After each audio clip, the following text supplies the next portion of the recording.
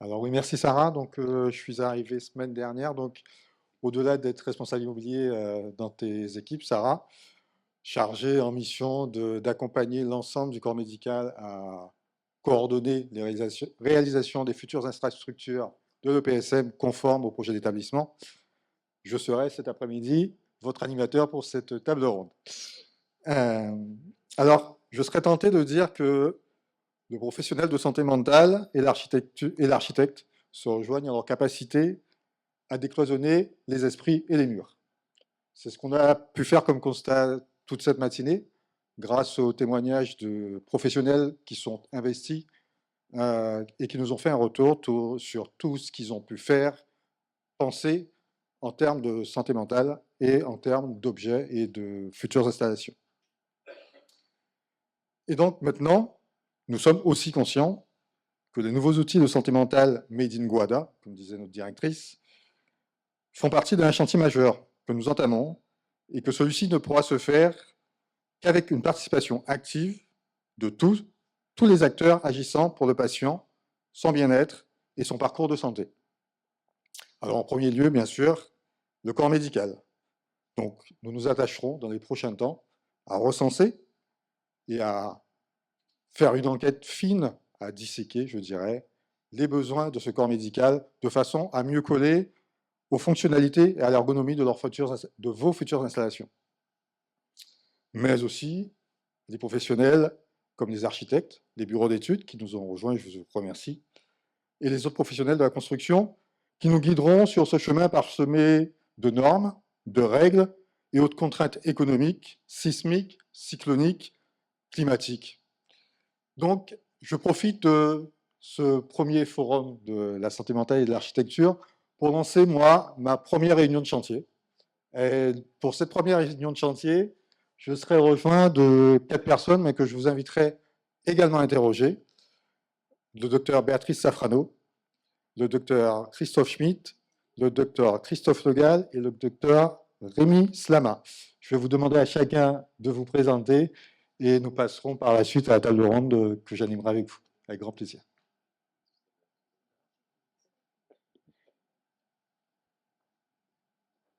Bonsoir. Donc, docteur Béatrice Safrano, je suis pédopsychiatre au I02, donc secteur Grande Terre, depuis maintenant 10 ans. Et récemment vice-présidente de la commission médicale d'établissement de l'EPSM de la Guadeloupe. C'est bon? Je suis le docteur Rémi Slama, je suis psychiatre, psychiatrie adulte. Je suis chef du pôle Nord-Atlantique Sud, donc c'est un grand pôle, un grand territoire de la Martinique. Et je travaille sur ce pôle depuis 31 ans et je suis président de la CME depuis 2021. Bonsoir, donc Christophe Legal, donc je suis médecin somaticien, hein, donc voilà, aux côtés de mes collègues psychiatres et pédopsychiatres. Je suis président de la commission médicale depuis 2020 à l'EPSM, peu de temps après mon arrivée de métropole, et j'ai été renouvelé dans cette fonction depuis le 31 mai dernier. Voilà.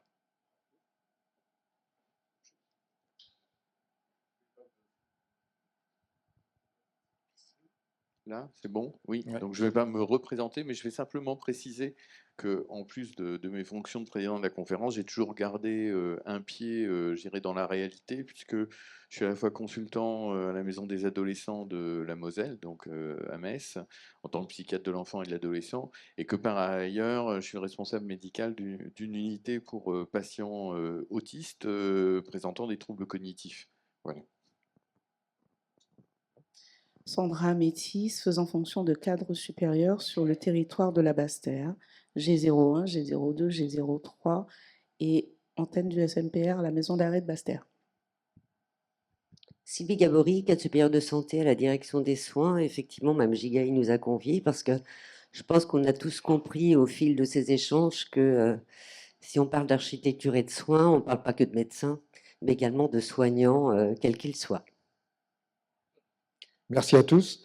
Alors moi, je vais vous inviter, durant la fin de l'après-midi, à ouvrir vos chakras, Vous avez, durant toute la matinée, toute cette journée, entendu des professionnels aborder des sujets divers, leurs expériences. Je pense qu'ils y ont mis une partie d'eux-mêmes également, ça se sent dans les discours. Et nous avons également entendu beaucoup de mots qui nous ont fait réagir, qui nous ont interpellés.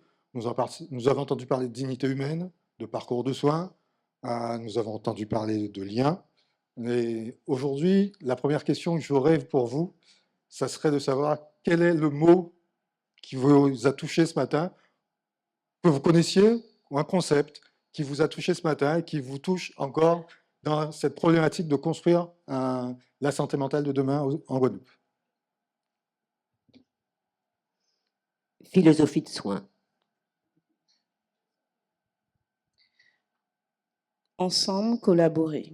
Rien ne peut se faire chacun en ayant un projet, quel qu'il soit, si on ne se met pas autour de la table et qu'on ne construit pas ensemble. Ben, je rejoindrai un petit peu madame. C'est vrai que moi, ce qui m'a interpellé, c'est l'impératif qu'il y ait une résonance entre la philosophie de soins et les projets architecturaux, sans quoi l'un sans l'autre, ça ne peut pas vraiment fonctionner. Alors, moi, ce qui m'a marqué ce matin, c'est dans la présentation faite par nos collègues réunionnais, c'est l'évolution de leur USIP. Pour plusieurs raisons. C'est-à-dire qu'ils avaient estimé une capacité initiale. Et grâce à leurs efforts, ils ont réussi à finalement réduire ce recours à l'isolement. Et puis en plus, ça pose la question de l'évolutivité des locaux que l'on retient dans un projet d'architecture. Et je pense que ça aussi, ça doit faire partie, voilà, à la fois parce qu'on est, comment dire, on est comment dire, poussé à la fois par nos instances à diminuer ce recours à l'isolement, d'abord pour le patient lui-même, bien évidemment. Donc, c'est à la fois, voilà, à la fois des notions médicales dans la prise en charge et puis également, finalement, le retentissement dans la possible évolutivité des locaux retenus. Je vais être dans la... Celui-là, il marche. Oui, celui-là, il marche. Voilà, donc je vais dans la continuité de ce qui a été dit. Alors, en plus, je suis jugé parti puisque j'ai intervenu ce matin. Donc, mais on cherchait, nous, une devise, parce qu'on a changé de nom de notre établissement qui est devenu EPSM de Metz Jury. Et ce qui est revenu, ça n'a pas été encore choisi, la devise, mais en fait, c'était quelque chose qui tournait: construisons la santé mentale de demain, construisons ensemble la santé mentale de demain. Je pense que l'aspect important, c'est ensemble. Une des interventions de cet après-midi, là, c'est l'AUDRA, c'est ça, voilà. Et montrer bien dans la composition du COPIL tout l'ensemble, de l'hôpital, y compris les usagers qui étaient présents. Et je pense que ça, c'est vraiment un message qui est important à faire passer, c'est qu'on ne peut pas construire aujourd'hui des projets médico-soignants, mais qui vont se décliner sous une forme architecturale, si on n'embarque pas tout le monde dans le projet.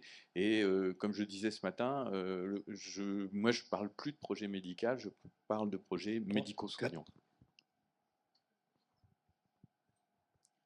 Alors,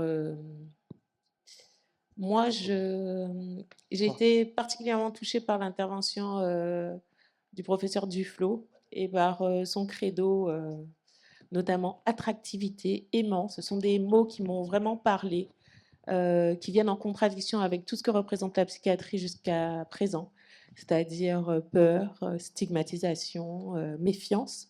Et vraiment, si un projet architectural pouvait casser cette image négative et peut-être, à défaut de rendre attractif, la maladie n'est jamais attractive, mais peut-être casser cette image de peur et de méfiance vis-à-vis de notre profession, de la population générale. Je crois que ça doit être ça notre objectif. Je pense que le credo du professeur Duflo peut devenir le nôtre. Je vous remercie tous pour vos réponses. Du coup, vous parliez de philosophie de soins, d'établissement adapté. Et on parle de l'évolution de la santé mentale. Est-ce que vous avez ressenti une évolution qui s'est accélérée depuis, on a parlé aussi de la pandémie, depuis la pandémie de la Covid, et qui a accéléré aussi notre réflexion architecturale et les flux dans nos établissements?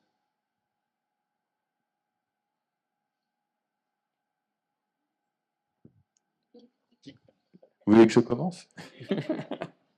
Alors, je vais répondre à côté de la question, mais je pense que, là, on a beaucoup parlé de l'hospitalisation, des lits d'hospitalisation. Évidemment, c'est important, mais d'ailleurs, bon, il y a encore des remarques, est-ce qu'il y aura assez de lits ici? Enfin, c'est la même chose partout, hein. Et moi, c'est vrai que j'en ai un petit peu assez, parce que je pense qu'aujourd'hui, surtout après ce qui nous est arrivé au niveau de la Covid, c'est que le salut, il vient de l'ambulatoire. Et que tant qu'on sera à raisonner de façon hospitalo-centrée, je pense qu'on aura tout faux. Et que l'avenir, il est vraiment clairement l'ambulatoire, mais c'est aussi le développement de l'aller vers. Et je pense que dans un endroit, enfin ça s'applique partout, je dirais dans l'Hexagone comme en Guadeloupe, c'est pouvoir aller vers les populations, hein. Il y avait une dame qui parlait des maraudes, hein, tout à l'heure. Donc c'est pouvoir se doter des possibilités d'intervenir à domicile, y compris dans les périodes de crise. Évidemment qu'il y aura toujours besoin de lits d'hospitalisation.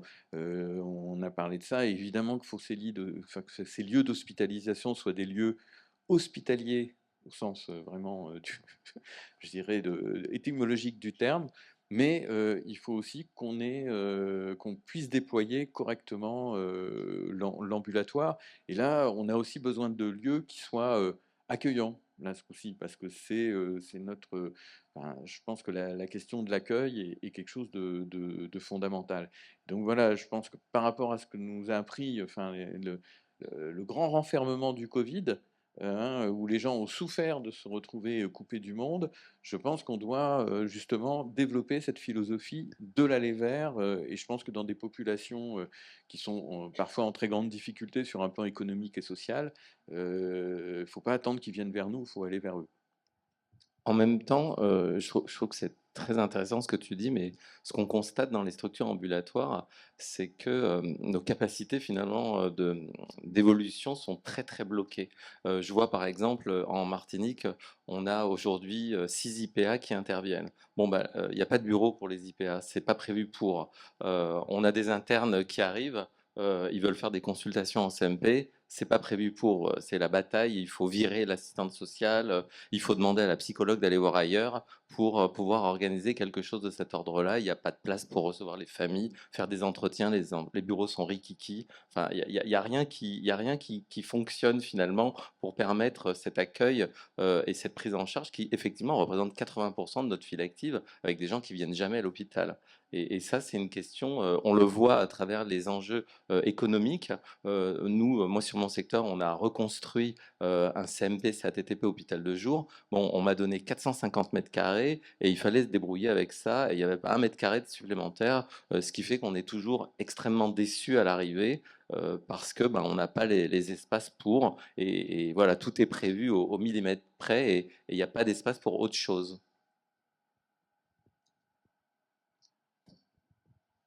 Oui, effectivement, je pense qu'il faut vraiment que les pouvoirs publics, l'ARS comprennent notre problématique. La psychiatrie, c'est pas la MCO, c'est une spécialité à part entière qui se fait dans la ville et il faut nous donner les moyens de travailler là où on doit travailler, c'est-à-dire à proximité des gens, dans les structures ambulatoires.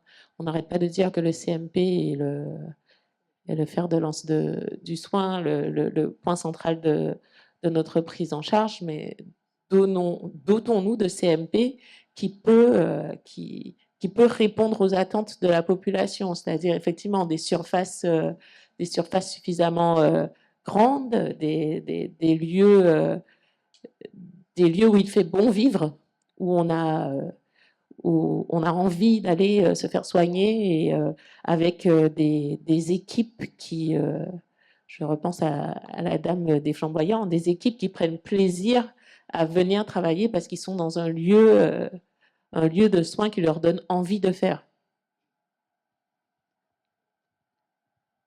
ce que je voudrais ajouter, c'est que le Covid nous a appris quand même à nous adapter. C'était une épidémie qu'on n'avait pas vue arriver. Alors, certes, le PSM s'est adapté, on a adapté aussi nos organisations, tant parmi les professionnels soignants que par le mode même de téléconsultation, ce qui n'avait jamais été encore trop exploré avant. Par contre, en effet, l'effort qu'il va falloir fournir dans notre réflexion architecturale, c'est être en capacité de se projeter à 10 ans, à 20 ans, avec un potentiel de modularité, c'est-à-dire de pouvoir s'adapter en fonction des circonstances, en fonction des circonstances météo, c'est pas vraiment ce qu'on souhaite, mais aussi en fonction finalement de possibles, comment dire, épidémies ou autre chose, ou qui nous obligerait à changer à la fois nos organisations et nos façons de faire tout court. Alors, il est clair que on veut que le CMP soit le pivot de notre prise en charge, avec raison, puisque nos chiffres nous montrent qu'effectivement, tout se passe surtout sur l'extra-hospitalier et qu'il est préférable d'être en amont d'une hospitalisation plutôt que d'être en aval. Pour autant, si on est aujourd'hui présent pour l'architecture, comme l'a dit Dr Le Gall, il faut que les structures soient évolutives. Donc aujourd'hui, juste avoir une maison où on paie un loyer et qu'on met aux normes n'est plus suffisant en fait. Il faut effectivement s'adapter à la population guadeloupéenne, mais pas que. Et il faut imaginer cette structure dans 20 ans, qu'est-ce qu'elle peut être, comment on peut l'aménager, comment on peut la rénover. Et je pense à, pas des bric-à-brac, mais je dirais comme des AGECO, des choses qu'on peut moduler. Aujourd'hui, on fait du plein pied, demain, on peut les superposer. Je pense que c'est vers ça, avec ma modeste contribution, que je pourrais dire, mais bon, c'est peut-être une vue de l'esprit de ma part. Je vais rebondir sur les propos de ma collègue, Madame Amétis. Effectivement, je pense que tous les professionnels de l'EPSM ont la volonté du changement. On a tous pris conscience, et c'est flagrant, hein, que la file active augmente, qu'il faut développer l'extra-hospitalier et l'aller vers, mais ça passe par un changement de pratique, par un questionnement des pratiques, par une remise en question de ce qu'on fait aujourd'hui ou comment on pourrait faire autrement. De nature, les soignants sont créatifs et innovants.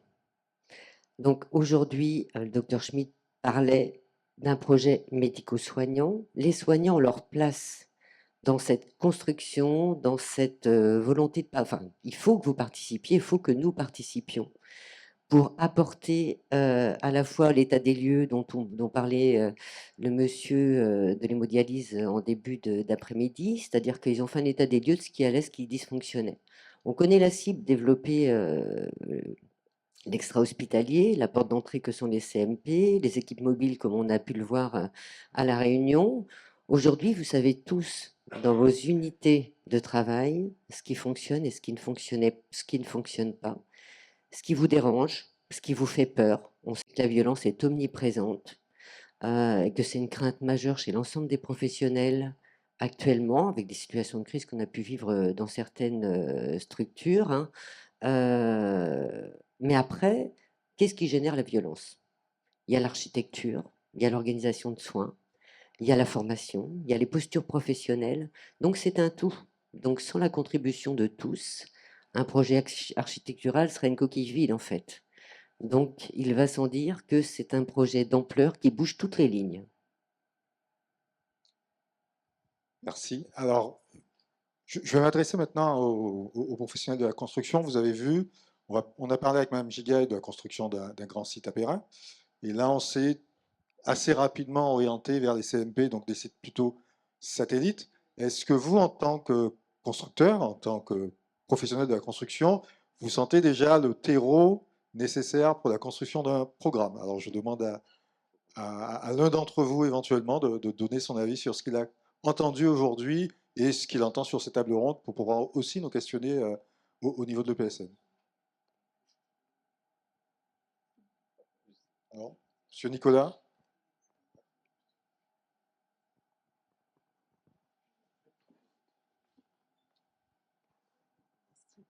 Donc en fait, je suis ici avec plusieurs casquettes. Je suis aussi vice-présidente du CROAG et architecte urbaniste.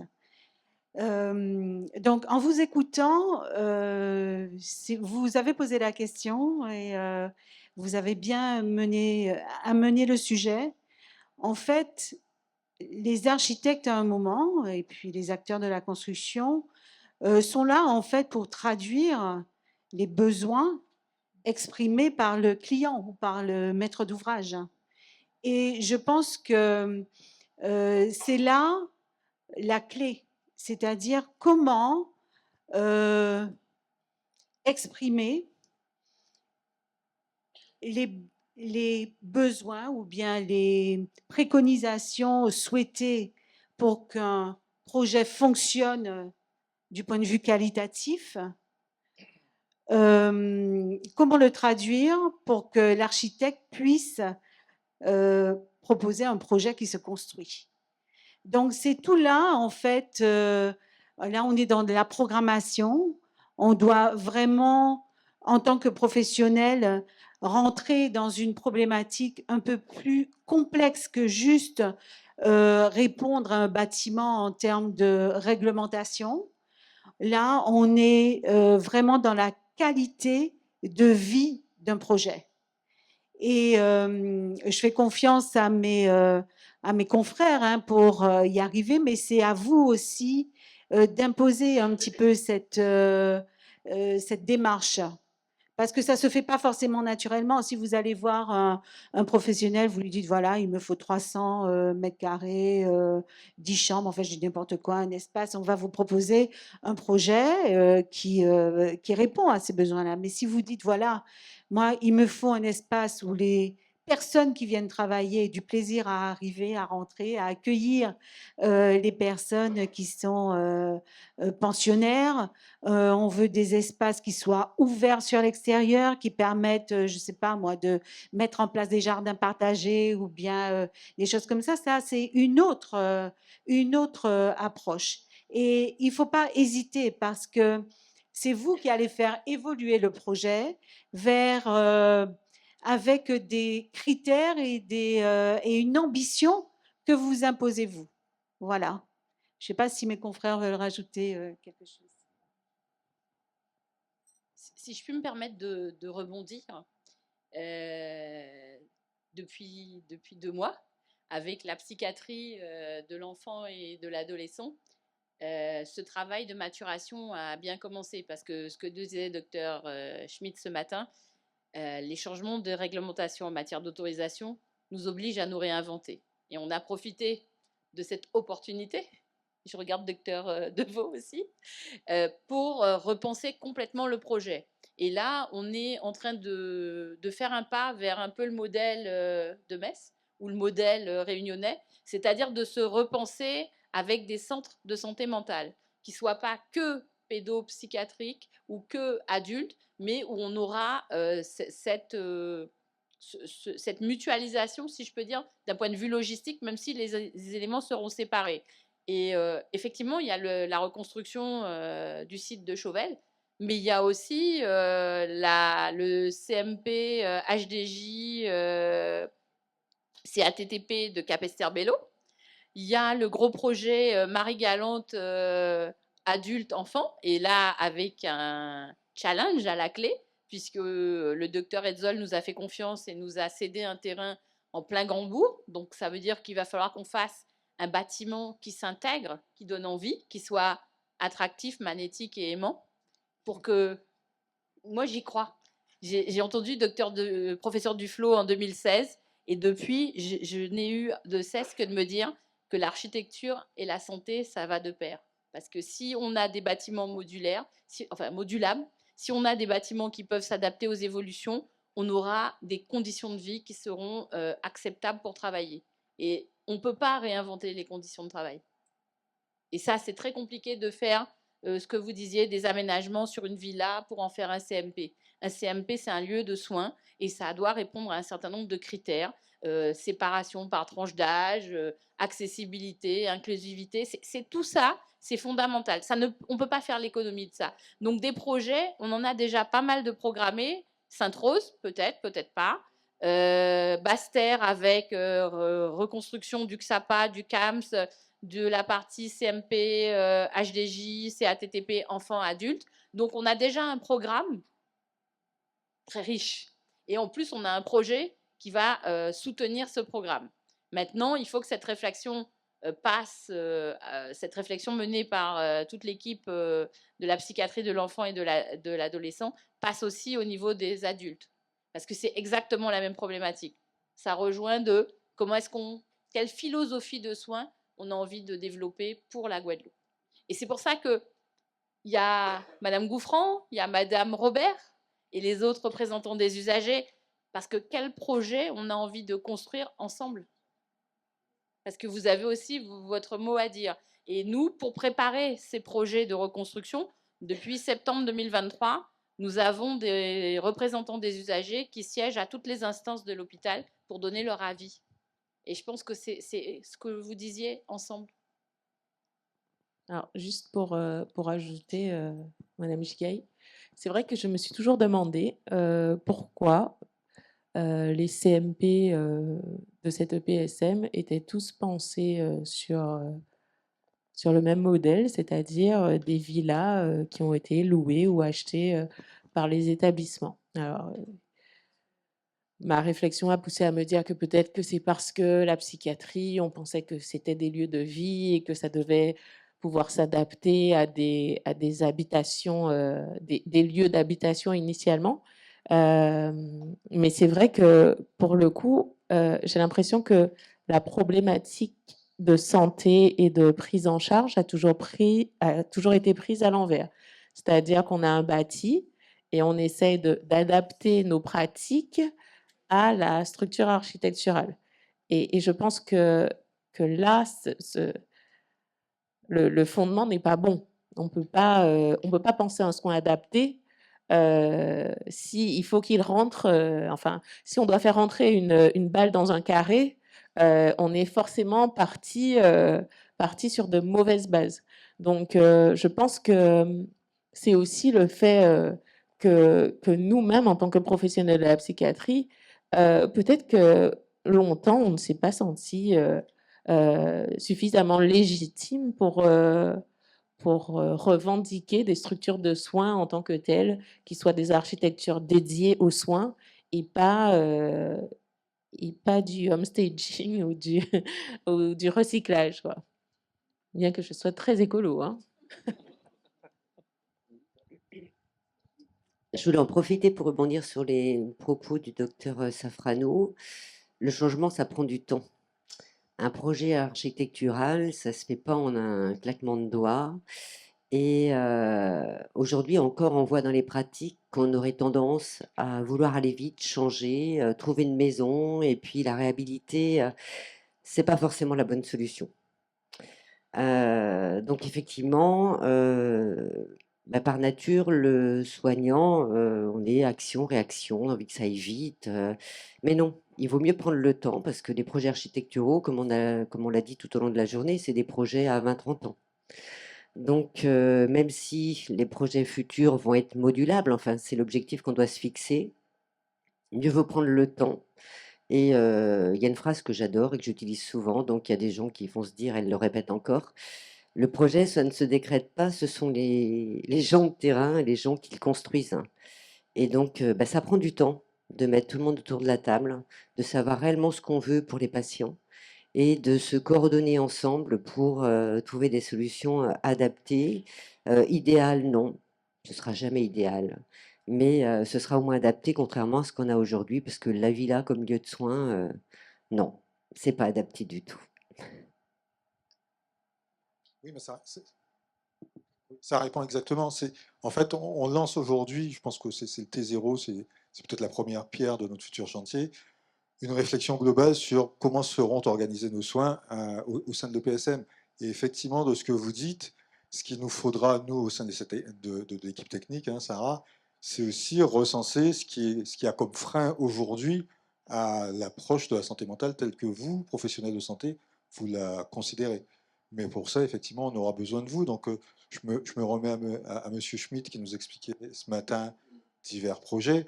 Est-ce que cette problématique qu'on a, nous, en Guadeloupe, n'est pas aussi un changement de paradigme de la santé mentale que, voilà, on subit peut-être un peu après les autres, ou on a peut-être notre retard, mais on a pris aussi le temps de végéter.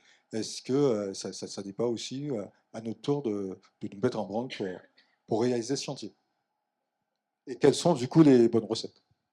Bah, je crois que là, de toute façon, aujourd'hui, ce que je disais ce matin, c'est-à-dire qu'il manquait d'un inventaire, en fait, hein, du parc immobilier en psychiatrie. Et là, j'inclus les services de psychiatrie qui sont dans des centres hospitaliers généraux.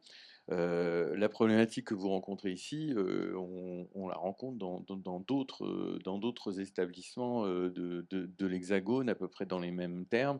Là, j'étais justement au séminaire de la NAP, enfin la masterclass, qui est la dernière masterclass, et il y a un établissement où le PCME me disait, ben, le projet, il y a un projet architectural et il a été fait en dehors de tout le monde.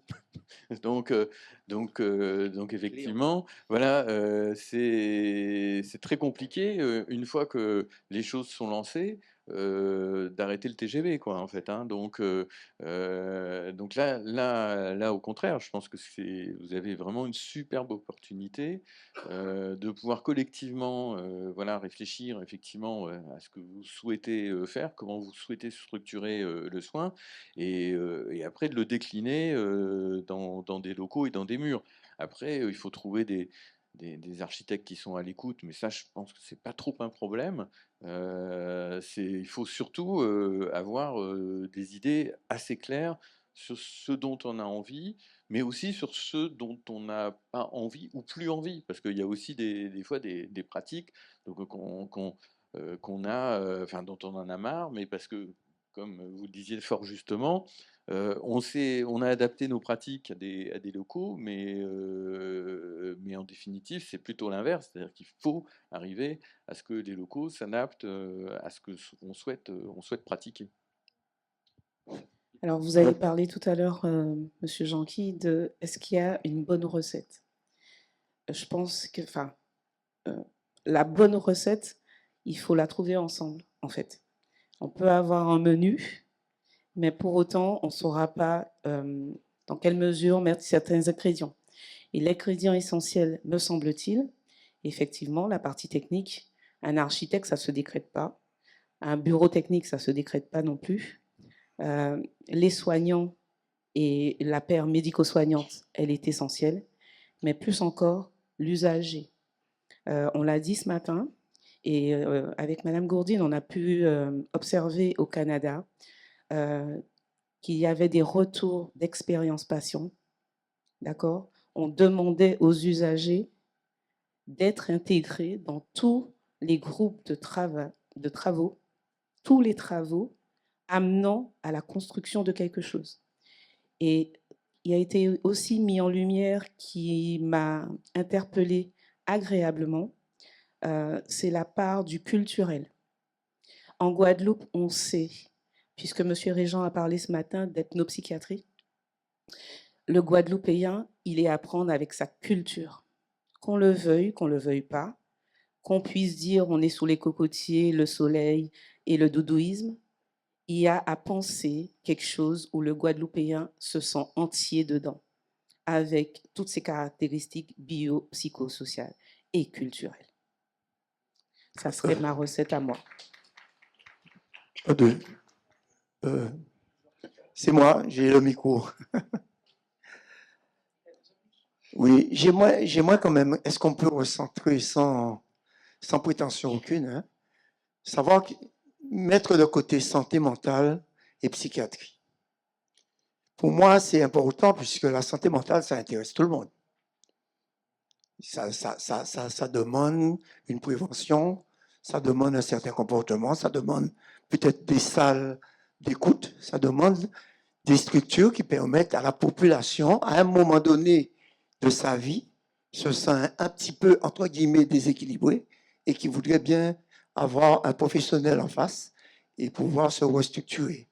La psychiatrie, c'est autre chose. Donc là, depuis ce matin, on parle souvent de santé mentale, mais il faut peut-être détacher un peu et voir comment, justement, dans la fonction structurelle, comment construire. Il faut penser à la population qui, depuis 1808, je crois, la psychiatrie existe. Nous sommes en 2024. Nous discutons maintenant encore comment faire et comment faire pour vous soigner, dans quelles conditions, au niveau architectural. Nous avons une population qui se méfie des gens, des personnes qui passent dans la rue, des SDF, des schizophrènes. Les gens se méfient encore. Ça veut dire quoi? Ça veut dire qu'il faut aussi une certaine pédagogie, aussi des journées portes ouvertes à la population pour expliquer, pour le vivre ensemble, puisqu'on est amené à vivre avec ces gens-là. On est amené à vivre ces gens-là, entre guillemets, avec tout le respect que je leur dois. On est amené à vivre avec des patients qui sont à l'extérieur et qui peuvent d'un moment à l'autre faire une bêtise ou un comportement plus ou moins anormal. Donc je crois qu'il faudrait qu'on distingue bien quand même au niveau de la santé mentale, la psychiatrie, et voir comment on peut trouver une solution pour vivre avec les personnes atteintes de certaines maladies et des personnes qui sont ponctuellement un peu déséquilibrées ou déboussolées. Alors, si je peux me permettre, je n'ai pas bien compris la distinction, mais je tiens quand même à préciser que la psychiatrie peut concerner tout le monde, hein, et que justement, le Covid nous a bien montré que la psychiatrie n'était pas réservée à ces gens-là. Ça pouvait concerner tout le monde et même nous-mêmes, hein, souvent. Donc voilà, j'entends que la santé mentale, c'est important et que ça concerne tout le monde, puisque la santé mentale, ce n'est pas seulement l'absence de troubles, hein, c'est un bien-être social, émotionnel, psychologique, auquel tout le monde aspire, hein. Donc la santé mentale, c'est la santé pour tout le monde. Mais la psychiatrie, c'est aussi la maladie de tout le monde. Donc, et c'est ça le problème, c'est qu'on pense encore que c'est le problème des autres et qu'il faut qu'on fasse preuve de tolérance pour le problème des autres et qu'on est bien bon de faire avec les autres. Mais en fait, c'est une problématique qui peut toucher tout le monde, plus ou moins proche, mais qui peut toucher tout le monde. Donc voilà, c'était ma réflexion. Oui. Merci, Béatrice.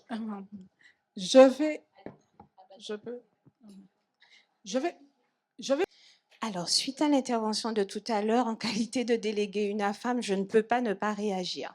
Parce que factuellement, qu'on regarde seulement les données de l'OMS, une personne sur 5 est à risque de développer une problématique de santé mentale au cours de sa vie. Et je crois que c'est ça le rôle de l'EPSM. C'est d'accompagner chaque personne qui présente une problématique de santé mentale. Mais attention, une problématique une fois ne veut pas dire chronicité, ne veut pas dire hospitalisation. Pour moi, santé mentale, c'est tout. Quand je dis tout, ce n'est pas que le PSM, c'est la cité, c'est là où nous habitons, c'est notre cadre de vie, parce que nous savons qu'il y a 7% de personnes quand ils vivent dans des immeubles qui sont plus à risque de développer une problématique de santé mentale. Donc, déjà, par rapport à ce sujet, on ne peut pas cliver ou même séparer la santé mentale de la psychiatrie parce qu'à la fin, je suis obligée de dire à chaque fois la même phrase de l'OMS, il n'y a pas de santé sans santé mentale. Point. Dans un deuxième temps, concernant les actions, il y a des actions qui se font sur le territoire. On ne peut pas dire que le PSM et l'UNAFAM ne travaillent pas. Que ce soit au regard des sismes où nous faisons des ticosés, que ce soit au regard de nos propres actions au niveau de l'association où il y a des conviviales. Pas plus tard qu'il y a 2 mois, l'association UNAFAM a été financée dans le cadre du contrat de ville par Cap Excellence pour pouvoir aller au plus près des familles, pour pouvoir les sensibiliser aux problématiques de santé mentale et surtout de savoir s'orienter vers le bon interlocuteur. Parce que ce n'est pas la coach ou le sophrologue qui vont apporter une solution. Je ne dis pas qu'ils n'ont pas leur place, mais chacun son job. Et en dernier lieu, en termes de collaboration et d'architecture, mais bien entendu, si nous continuons à sensibiliser, à être présents, à briller comme le PSM le fait aujourd'hui, ben, quand on regarde le journal, on ne va pas s'axer sur les personnes dangereuses. On va voir le potentiel qu'a une structure sanitaire d'accompagner les gens. Et c'est là qu'on a toute notre place en tant qu'usager, parce que moi-même, je suis à risque de développer une problématique de santé mentale, oui, parce qu'il ne faut pas oublier que nous sommes dans un département vieillissant. Le vieillissement de la population, ce n'est pas que pour les autres, c'est aussi pour moi. Et les aidants qui ont 7% de risque de développer une dépression doivent être sensibilisés. Donc, en fait, c'est un tout. Et quand on regarde bien, c'est non seulement un tout, c'est aussi un quotidien, parce qu'on le vit tous individuellement. Je vous remercie. Comme la salle est en train de se vider petit à petit, je vais vous proposer qu'on conclue sur les mots de l'UNAFAM, parce que finalement, la personne qui parle le mieux de la santé mentale, c'est encore l'UNAFAM. Donc, merci beaucoup à tout le monde. Merci aux intervenants pour la qualité de leurs prestations. Merci à vous d'être venus, d'avoir passé la journée assis sagement sur une chaise. Et on espère que vous serez aussi présents demain pour parler plus généralement des relations entre la cité et l'établissement et de la collaboration fructueuse que nous devons forcément nouer ensemble. Et je rappelle, comme l'a dit si bien Madame Gouffran, que nous sommes en pleine semaine d'information en santé mentale et qu'il y a des manifestations, plusieurs manifestations tous les jours. Et on vous attend tous aussi dimanche, surtout dimanche, pour marcher et surtout pour des stands de découverte à Basse-Terre, parce que nos amis de Basse-Terre nous ont fait le reproche qu'on a beaucoup centré nos manifestations sur la Grande Terre, et on va essayer de rééquilibrer tout ça. Merci beaucoup à tous et bon retour, faites attention sur la route.